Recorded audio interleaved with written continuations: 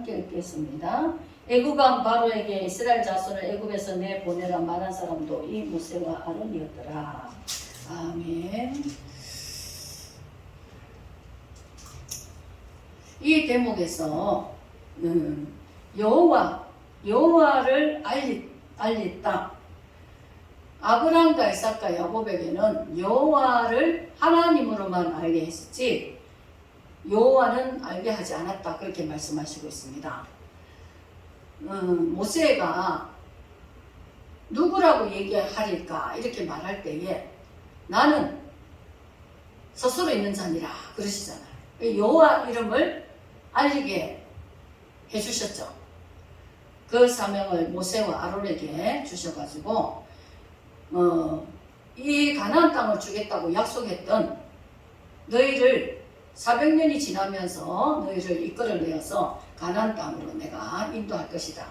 그 언약을 하나님이 기억하셨다 그랬습니다. 그래서 그때가 되어서 이스라엘 백성들을 이끌고 모세와 아론이 이제 움직이게 되는데 여호와 이름을 드디어 이제 이름을 밝혀내고 하나님은 우리에게 하나님을 드러내시기를 원하시죠. 우리는 하나님의 이름을 늘 드러낼 수 있어야 될 것입니다. 어디 가서 우리가 하나님을 모르는 사람에게 하나님에 대해서 말을 하고 또 이 시대는 예수님을 보내주신 하나님, 그 예수님을 증거해서 하나님을 알게 만들고 예수를 믿게 해서 구원을 받게 하고 이렇게 알려줘야 되는 것입니다. 우리가 하나님을 아는 것이 굉장히 중요하죠. 하나님을 아는 것이 지혜의 근본이라.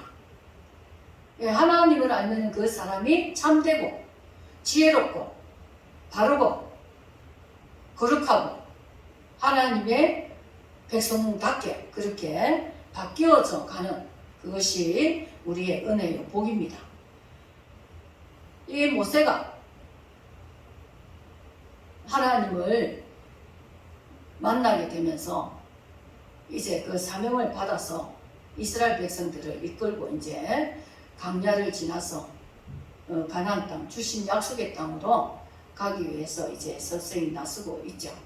출발을 하고 있는데 그런데 모세는 계속 나는 입이 둔한 자입니다. 그 말로 자꾸 우리도 하나님 일을 하면은 내 약점을 내가 압니다. 내가 부족한 것을 알고 그러나 우리가 하나님이 내게 능력 주시는 자 안에서 내가 모든 것을 할 수 있다 이렇게 말씀하시기 때문에 교회에서 어떤 일을 맡길 때도 나는 잘 못하겠다 싶으면 하나님께 기도해야 되는 거예요. 하나님 내가 이 일을 잘하고 싶은데 이 일을 하고 싶은데 능력 주십시오. 지혜를 주십시오. 도와주십시오. 이렇게 하나님께 기도하고 그 일을 하는 사람이 참된 일꾼입니다.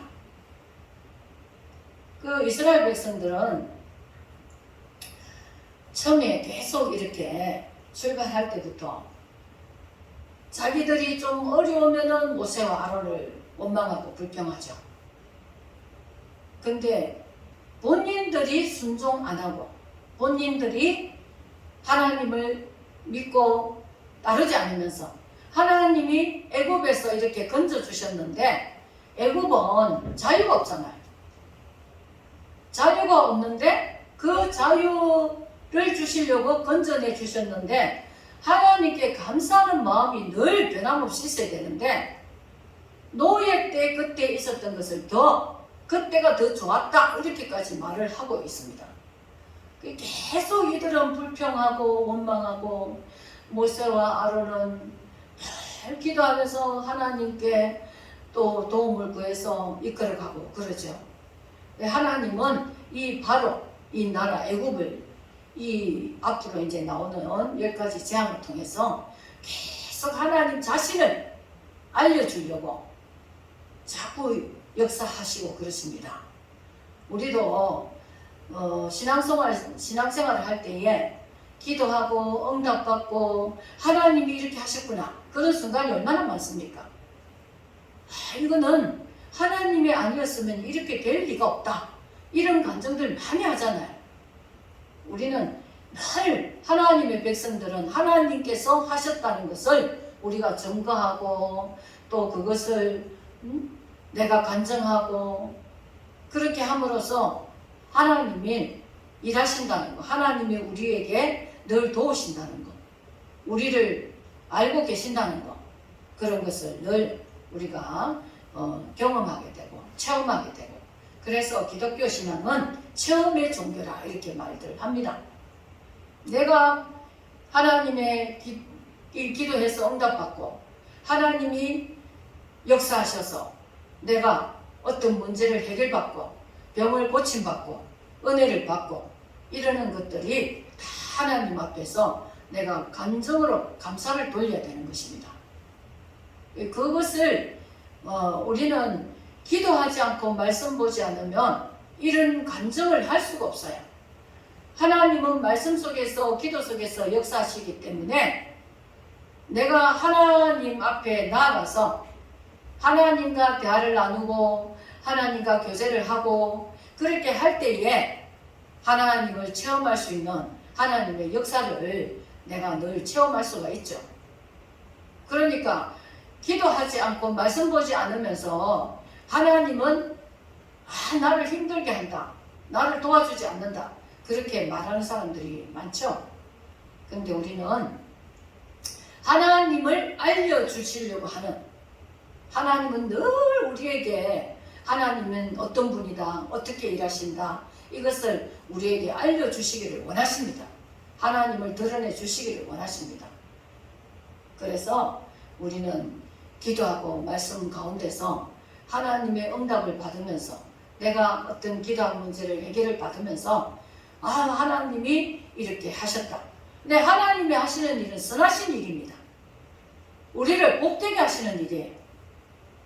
우리가 때로는 하나님이 침묵하시고 때로는 응답이 없으실 때도 있는데 그런 시간이 지나는 속에서도 하나님이 무관심하게 있는 거 아닙니다. 그 가운데서도 하나님은 모든 선한 뜻을 계획하고 계시고 때가 이르면 그 때에 맞춰서 기도 응답하시고 역사하시고 그렇게 하시기 때문에 우리는 그냥 기도하고 하나님 믿으면서 의지하면서 소망을 가지고 기다리고 사모하고 인내하면서 그렇게 하나님의 뜻을 바라보고 있으면 되는 것입니다. 그런 시간을 보내면서 감사하고 기뻐하고 하나님께서 하시리라고 믿고 그렇게 하는 것이 바로 우리의 믿음인 거예요.